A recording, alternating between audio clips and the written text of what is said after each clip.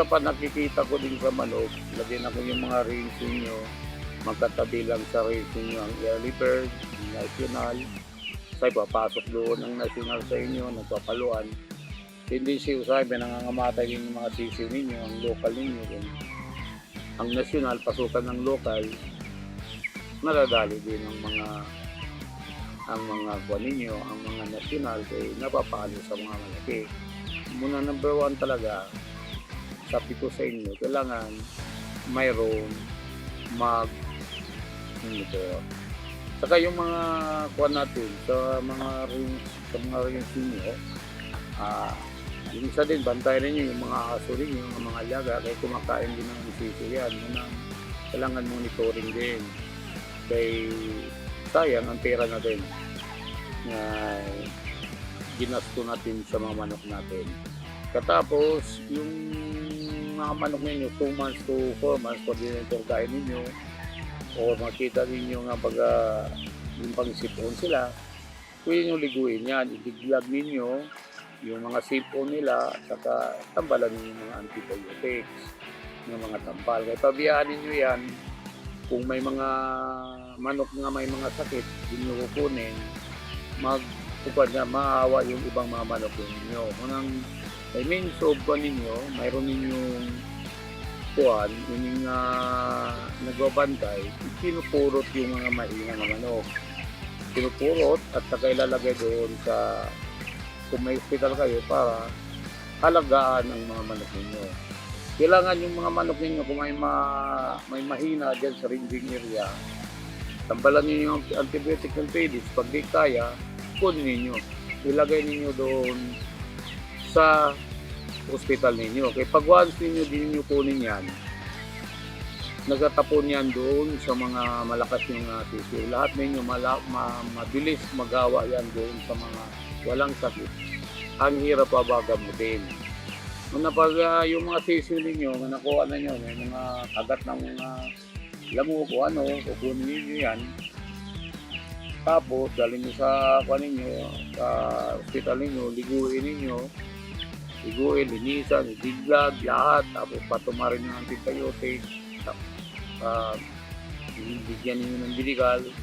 Sigurado yan, within 3 days, yung iba yan, ginagaya na mamatay. Pero kung bago lang nyo nakuha, mahina pa lang, kinukuha na niyo, piniparit na niyo, sigurado gagaling yan.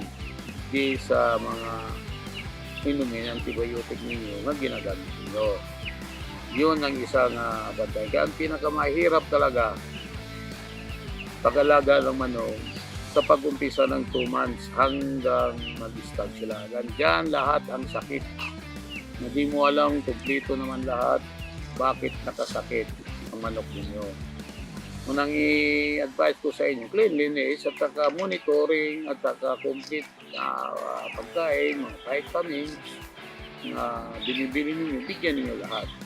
Kailangan magbigay lang kayo ng mga bilisin, tapos yung mga tao ninyo hindi pala ginagawa. Munang importante, ikaw may ari ng manok, enhance ka talaga sa mga manok mo.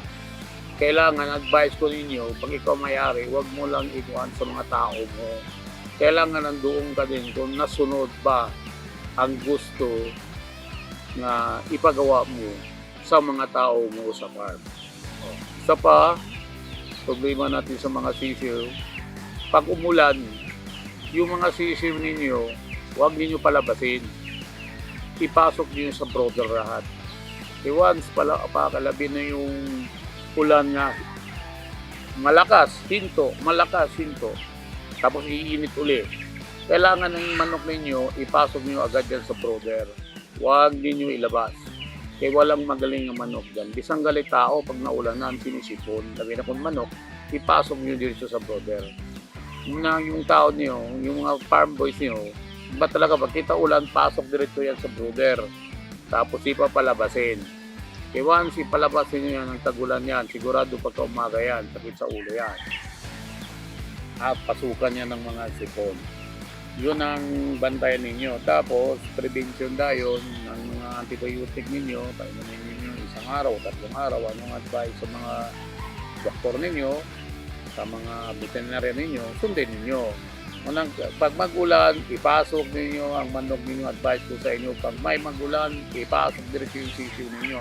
Especially ang edad ng sisiw ninyo, 2 months up to 3 months. 2 months. Pasok nyo sa brooder, huwag nyo palabasin. Pagkita nyo okay naman panahon, ilabasin nyo. Para safety yung mga manok ninyo. Kaya sayang.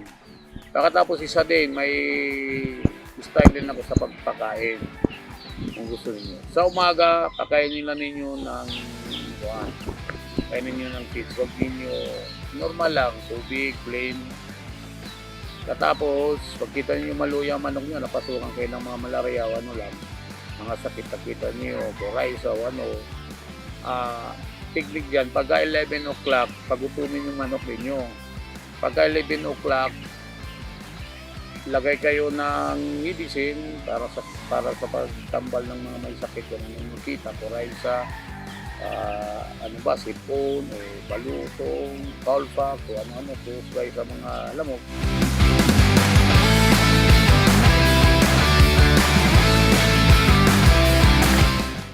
Ang muscle oxy po ay meron siyang cyanocobalamin o B12 saka B15. Ito ang kailangan ng manok natin para hindi siya magkakaroon ng lactic acid formation sa muscles ng ating mga manok.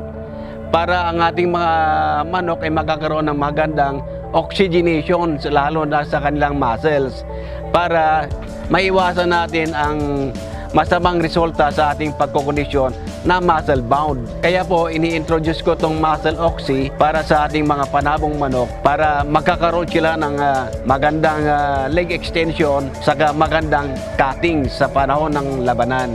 All in one na, terrific talaga.